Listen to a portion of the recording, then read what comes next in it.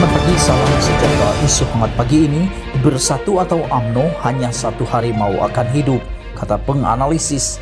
Berita sepenuhnya, UMNO akan memanfaatkan masa sehingga pilihan raya umum PRU 15 untuk menghancurkan parti serpihannya bersatu, ramal penganalisis politik Profesor James Chin. Dia menggunakan kiasan peribahasa Cina bahwa dua ekor harimau tidak akan dapat berkongsi. Sebuah gunung bermaksud dalam satu kawasan tidak boleh ada dua tokoh yang memimpin. Sekarang ada dua harimau di gunung yang sama, hanya seekor yang akan terus hidup. Dan jika Anda lihat cara UMNO melayan harimau yang seekor lagi bersatu, yang coba mengambil alih gunung, mereka telan sahaja dia bersatu. Melainkan kita mendapat satu pemenang yang jelas. Dalam PRU akan datang, kita akan terus berada dalam ketidakstabilan politik yang berpanjangan, katanya. Chin berkata demikian pada webinar bertajuk Kebangkitan Semula UMNO, Apa Seterusnya untuk Malaysia, anjuran Malaysian LCMS Sdn Berhad bersempena pelancaran buku Paradise Lost, Mahathir and the End of the Hope, karangan Dennis Ignatius semalam. Webinar itu turut disertai Dennis dan Mohamed Taufik Ismail serta Profesor Muhammad Tajuddin Muhammad Yusuf Rosdi dan Tommy Thomas selaku panelis selain Chin. Terdahulu, moderator Johnson Chong menyoal Chin mengenai bagaimanakah visi Malaysia yang dibayangkannya selepas 20 tahun yang akan datang serta mengulas ucapan awal Dennis bahawa Malaysia sedang menuju ke arah negara yang gagal.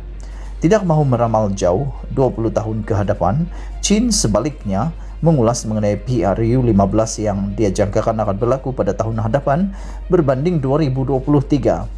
Tahun yang harus lewat-lewatnya dilangsungkannya itu pada bulan Julai. Menurut Chin lagi, negara yang berada di ambang kegagalan sekalipun boleh mengubah nasibnya daripada terjerumus menjadi negara gagal jika diterajui oleh seorang pemimpin yang tepat. Katanya antara puncak kegagalan Malaysia kerana terdapat para pemimpin negara masa kini yang tergolong daripada generasi lama dan terperangkap dalam minda lama. Generasi terkini pemimpin mereka yang gagalkan negara ini.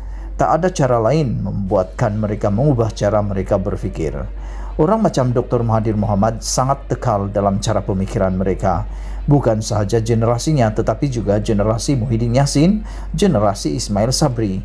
Mereka ini datang daripada tempoh masa spesifik dalam pembangunan Malaysia yang membentuk cara pemikiran mereka. Mereka takkan berubah, katanya.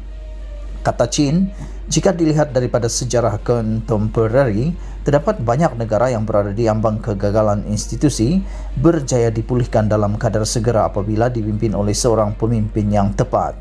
Masalahnya di Malaysia, Anda cari-cari tak ada pemimpin sebegitu. Saya rasa itulah sebab orang menjadi semakin pesimis. Oleh sebab itulah, kata Chin, sejak beberapa tahun lalu, dahulu dia sering menerapkan advertising idea agar Malaysia melangkau generasi pemimpin-pemimpin tua yang ada sekarang untuk mencari pemimpin yang satu atau dua generasi lebih muda dalam lingkungan usia 50 ke bawah ke awal 50 tahun. Hujah yang selalu diterima adalah orang-orang muda ini, bagaimana kita nak tahu mereka lebih baik daripada pemimpin generasi sekarang?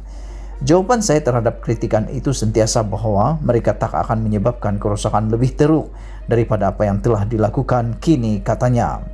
Untuk rekod, Dr. Mahathir kini berusia 96 tahun, Muhyiddin 74 tahun, manakala Ismail Sabri pula berusia 61 tahun.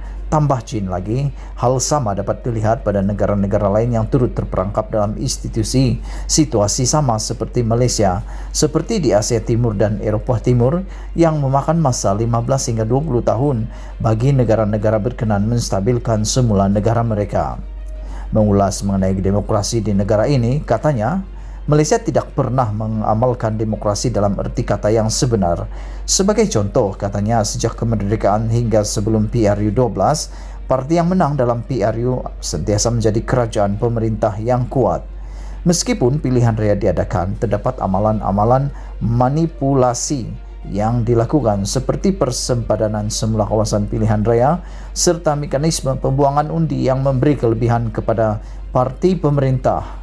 Selalunya, parti berkuasa ketika itu BN, kalau dilihat PRU sehingga 2008, Sebelum undi pertama dibuang, kamu boleh katakan bahwa mereka sudah ada sekurang-kurangnya 40% kerusi dalam poket.